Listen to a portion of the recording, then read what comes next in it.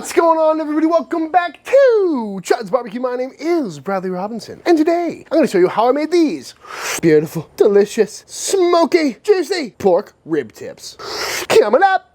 Every time I make a video where I cook up some spare ribs, I get the same comment every time. Why would you buy a whole rack of spare ribs if you're just going to trim it down to St. Louis cut ribs? And I'll explain now, like I do then, that the difference between a St. Louis cut and a full spare is the knuckle meat is still attached on a full spare. If you've ever had one, it's that extra 2 inches or so of meat and cartilage that's on top of the bone, and it's my favorite part of the rib. It's some of the most tender, succulent meat. Where a St. Louis cut is just meat and bone. They're a little bit shorter, still very good. But when that top rib tip is removed, oftentimes it is cooked up and chopped up, and you just get a nice little rib bite known as rib tips. So that being said, that's what we're going to cook today, and it is going to be delicious.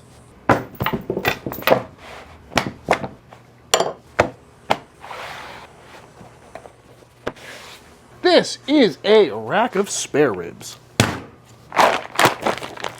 And as you can see, this is a full spare. We got the skirt on the back, pretty small one. Chine bone, looks like it's been removed. Although if I was doing a regular rack of spare ribs, I would definitely clean that up a little bit. But other than that, we're gonna turn this into a rack of St. Louis cut ribs real quick. So when you're looking at a rack, you just wanna find where the bones end, which is right about there. You can see it all the way across. First things first, let's clean up this skirt a little bit. So with my knife here, this is a Deba knife, which is a Japanese cleaver of sorts. It's shaped like a chef's knife, but it's really thick and heavy, which is really nice for things like this. So right where these bones end, we're just gonna follow them all the way down.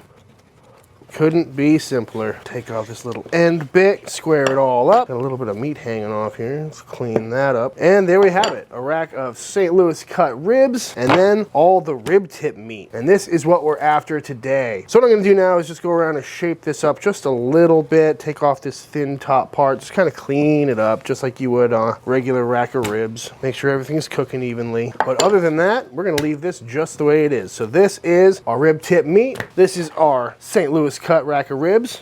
So now I think it's time to season them up. So to season these up, I'm gonna keep it real simple today with just some good old salt and pepper, just a nice even spread of some Diamond Crystal kosher salt, as well as some 16 mesh black pepper. And a lot of people like to go in with more complex rubs on ribs with, you know, paprika and garlic and other granulated spices like that. I don't really like to do that because anytime you're using something really powdery like that, it tends to create a bit of a barrier between the meat and the smoke, and you're not gonna get as good of color, which is funny because a lot of people add paprika to get that red color that you're gonna get regardless from the smoke. But I prefer the flavor of smoke over paprika any day of the week, and that's just my experience. So we're just gonna go with salt and pepper today. Nice even spread all the way across, and we'll add more flavor in the form of our spritz down the line. And I'm not going with any slathers either for that very same reason. In the time it's gonna take me to get the pit fired up, all this salt will pull out some moisture and it'll really help all this pepper stick, which is again why I always start bone side up, presentation side last. That way we don't have to flip it over and mess up the seasoning. But that's the beauty of ribs. You can really do whatever you want. Same with rib tips. Nicely seasoned up. Let's fire up the pit.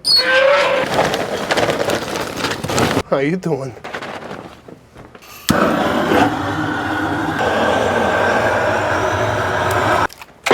Damn it!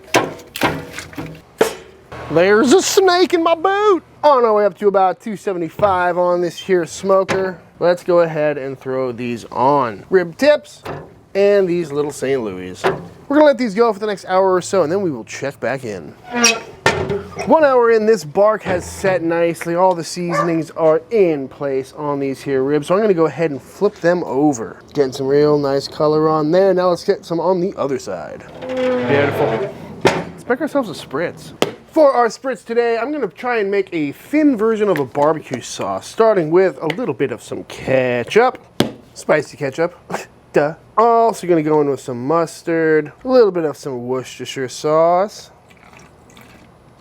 About equal parts of all those. And then for some sugar, I would normally go in with some brown sugar or a simple syrup or something, but today we're going in with some maple syrup. That way I don't have to dissolve anything. And then for some more volume and to thin it out, some apple cider vinegar. The sugars in the vinegar and the ketchup and the maple syrup is gonna help give us a really nice glaze. That Worcestershire is gonna help with flavor and color. And we should be able to build up a really nice amount of flavor on the outside that's reminiscent of a barbecue sauce without having to smear it or let it sit or any of that good stuff. Shake that all up. And if I wanted to take this real seriously, I would probably cook this down with some garlic and onions and stuff. Get some more of those good flavors in there. But I don't want to put any spices in here that are going to clog up the spray. So, that being said, that's going to be our rib spritz today.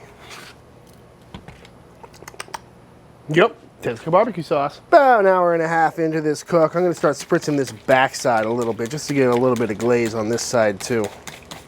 Also, check it out, new wood delivery, and what's that? A whole big pile of mesquite wood. So, let me know in the comments down below what you want to see me cook with some mesquite, as well as post oak. I really wish I didn't pick a 103-degree day to stack all of this wood. 2.5 hours into this cook, we're gonna flip these back over now that we've got some beautiful color on the underside. And we're gonna start spritzing this top side. And we're gonna keep layering this on every 30 minutes or so, let it kind of glaze on, cook on there, get a really nice sheen, until they're reaching an internal temperature of around 190, 200 degrees, somewhere in there. And as you can tell by all this blackness on top of this rack of ribs here, it's definitely time for a pit clean. Coming up!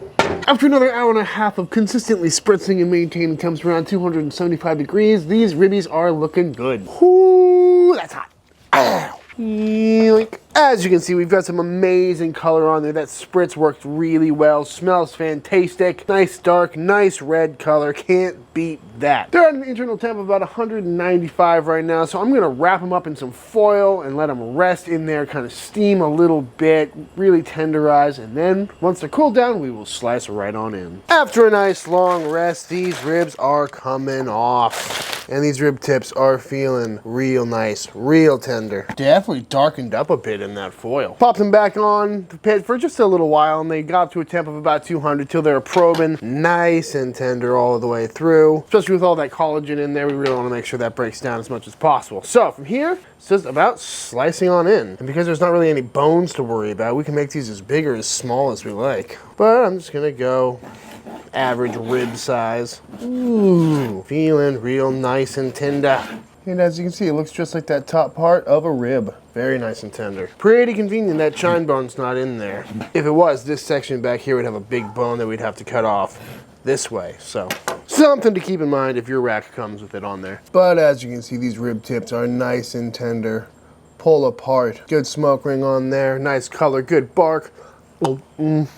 Wow, that's fantastic. And as you can see, we got this cartilage in there as well. That comes right out. And we're just left with a beautiful, juicy little nugget of pork. Nothing wrong with that. And the ribs themselves came out real nice as well. Very tasty. Still pretty hot. And I was pretty aggressive when I cut this rib tip off. These are pretty short ribs, so your rib tip size may vary. But this meat on top is just so succulent and juicy. It's surrounded by fat and collagen.